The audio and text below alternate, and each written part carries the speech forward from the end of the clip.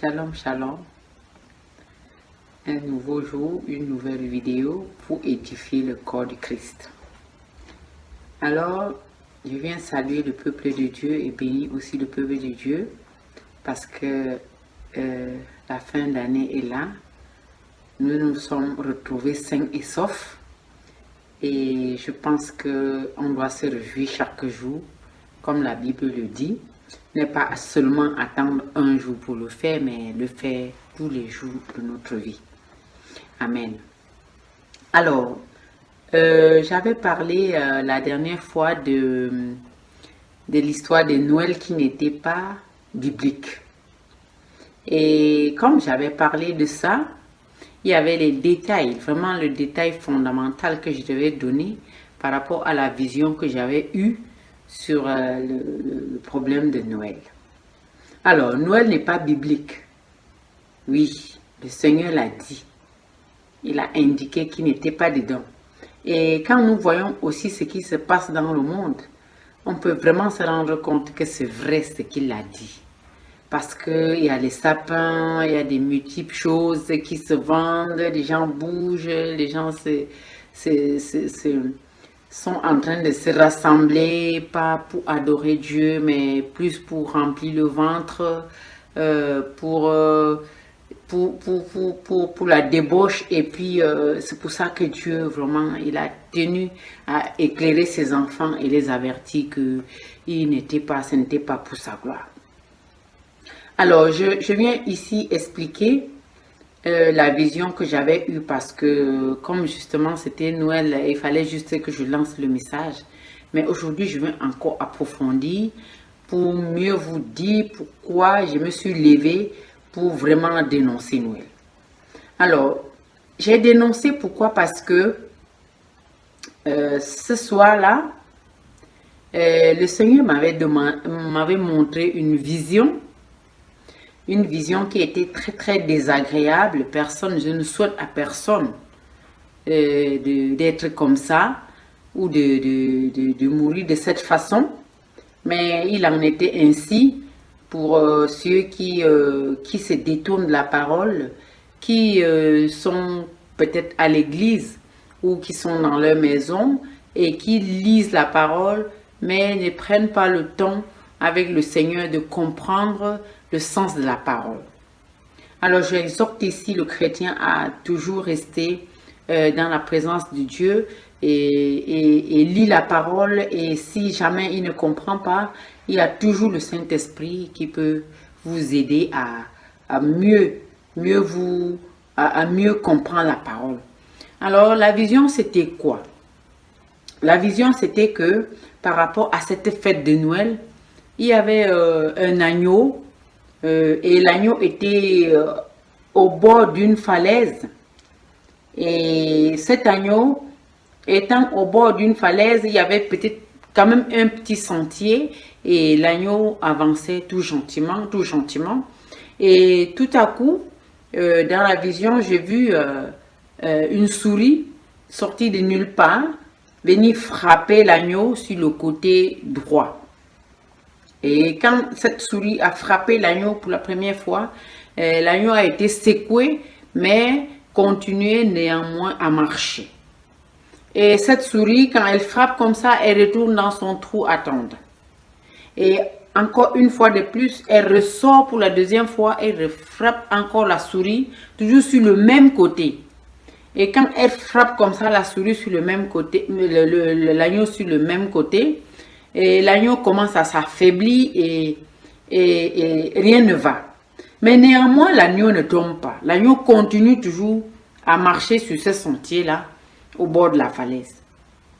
Et tout d'un coup, la souris vient maintenant encore une fois avec une force et frappe l'agneau en ce moment-là, transperce le côté de l'agneau et entre dans l'agneau, bouffer tout l'intérieur de l'agneau, a bouffé tout l'intérieur de l'agneau. Et quand il a fini de bouffer l'intérieur de l'agneau, elle est sortie de l'agneau. Et quand elle est sortie de l'agneau, elle était toute grosse. Et l'agneau est tombé.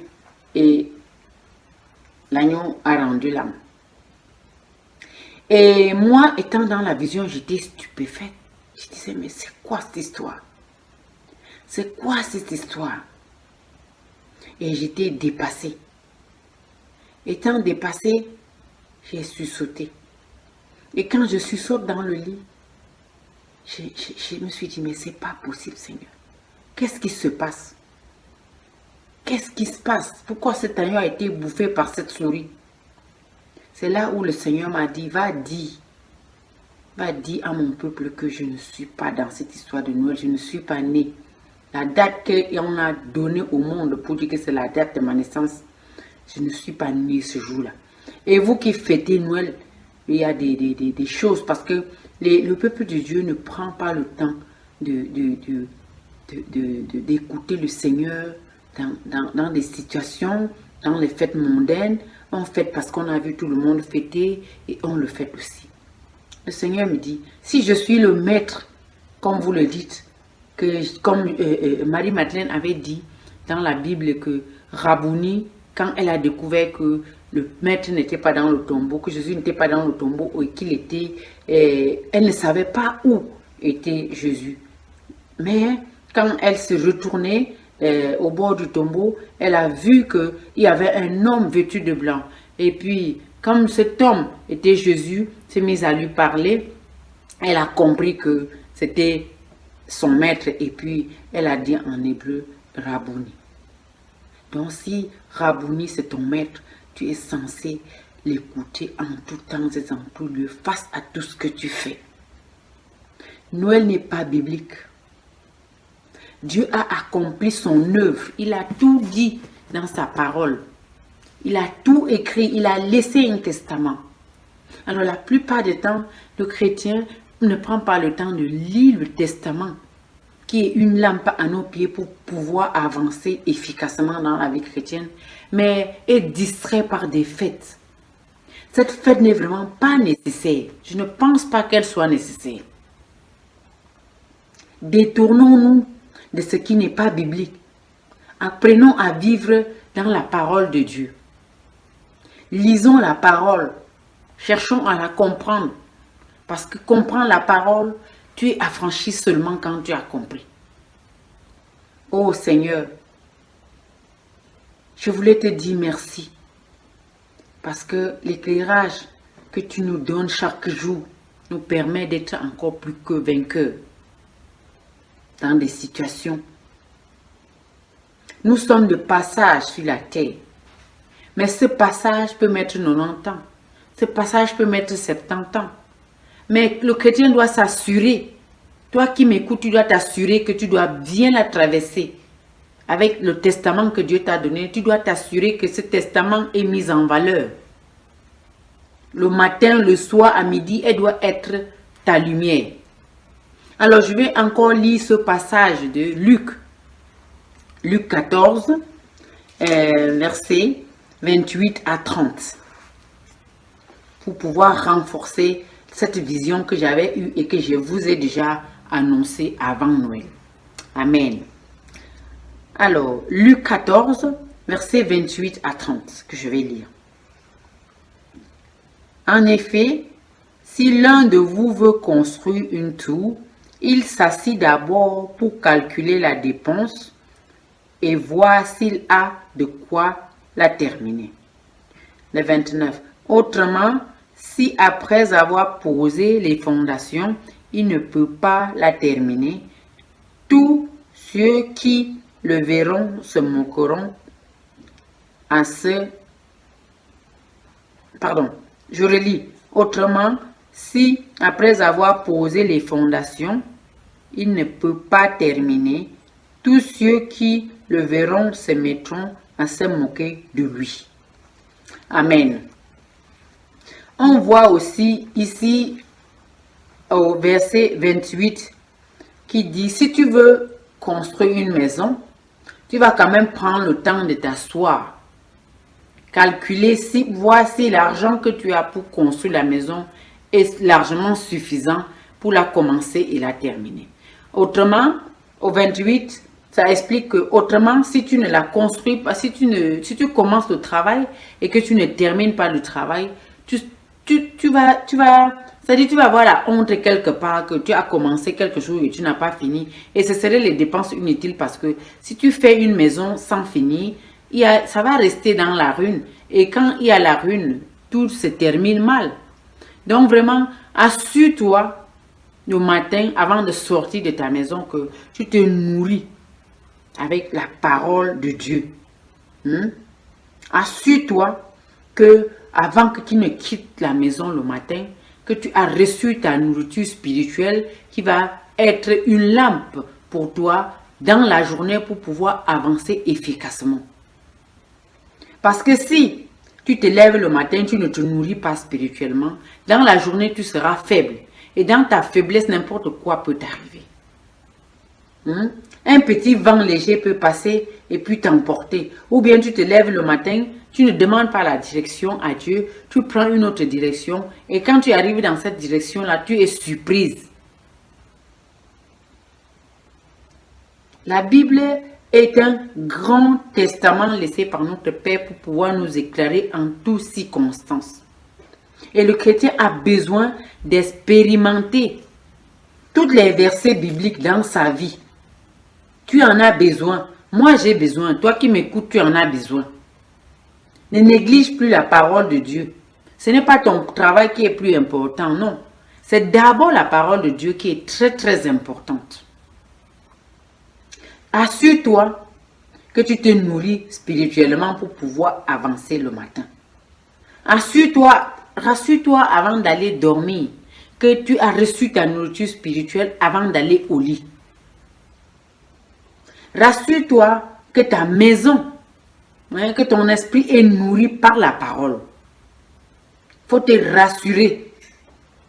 Autrement, tu vas rester comme une maison sans fini et tu vas être en train d'être persécuté par n'importe qui.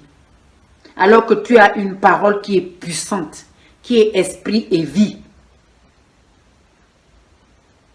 Alors, je vais rendre grâce à Dieu pour cet verset biblique qui m'a encore ouvert l'esprit ce soir pour pouvoir comprendre que le chrétien doit vivre dans la parole absolue. Alors, je vais remercier Dieu avec un chant. Un chant vraiment qui vient ici accompagner la parole de Dieu qui est esprit et vie.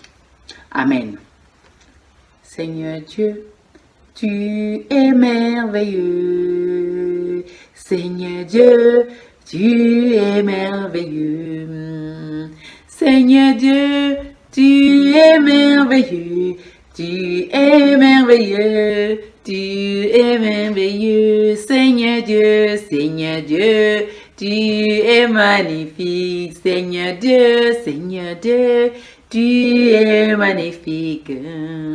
Seigneur Dieu, tu es magnifique.